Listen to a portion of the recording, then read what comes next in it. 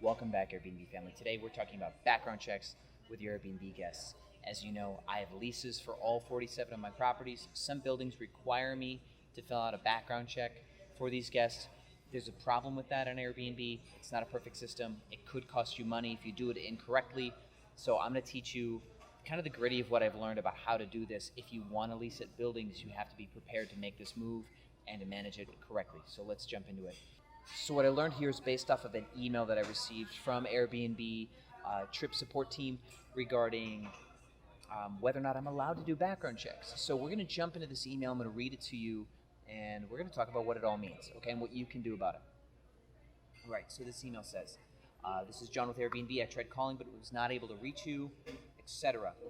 Want to inform you that this guest's reservation has been canceled with a full refund.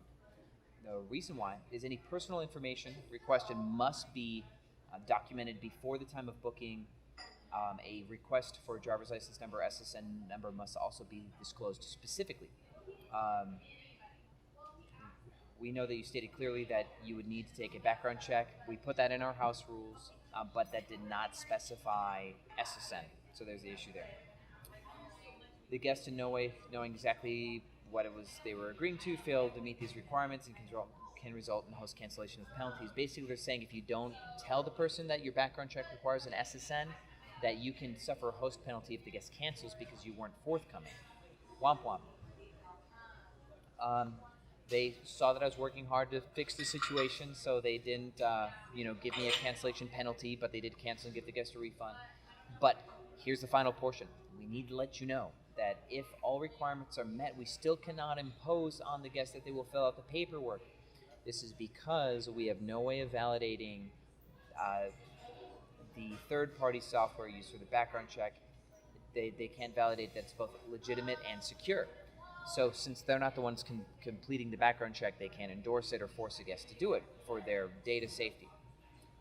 So they would, basically they're saying that they can't vouch for the process. So to recap, we can ask a guest to take a background check, disclose exactly what's necessary from that guest, and then they can either choose to cancel the reservation and get a full refund or fill it out voluntarily.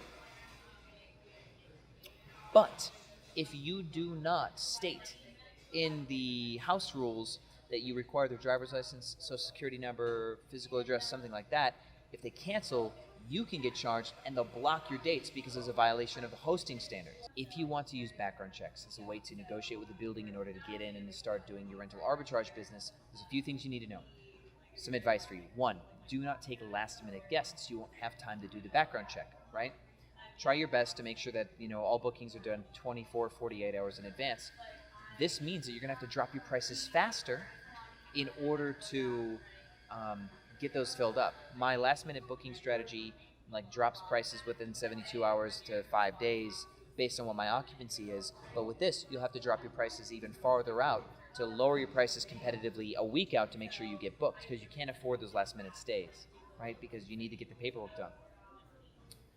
Second, you need to be on top of this. As soon as somebody books, you follow up with them and say, hey, thank you so much for booking. Here's the link. I use something called Sign Now that allows people to fill out a background check document electronically. I give them a link to that, remind them that it was in the house rules, and then immediately ask them to fill it out. Next, you need to be persistent.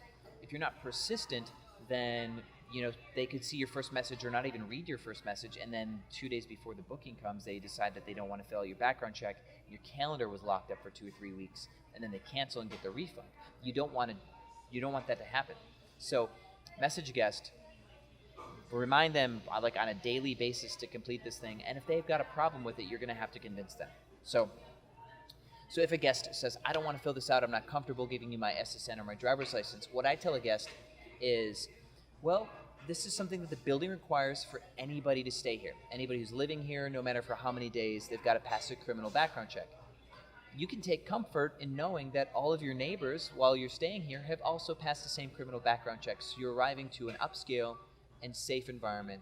You can be certain that there's nothing going to go wrong during your stay. You also can assure them that the only party that's going to get this information is the building, and that you're not going to share this with anybody else, obviously, and that you will destroy the document once it's no longer needed. This goes well for me more times than not. So I have 5 properties that I do this in, and it's been months, and I've had 2 situations. And I've had to learn from those situations, but now that I've learned from them, we're not having any issues lately. So it's not a perfect process, but it gets the job done. And if you think about it, if you want the building, if this building is going to be your competitive advantage, like it's a really nice building at a nice cost, killer location, and this is what you have to do to work with the property management company, then this is what you have to do, right? So don't be afraid of taking these types of risks in order to get it done. So thanks for watching. I hope this is helpful.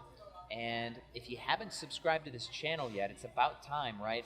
In the corner over here will be the subscribe button. So hit that button and then the bell next to it so you'll be notified whenever we post more tasty educational videos.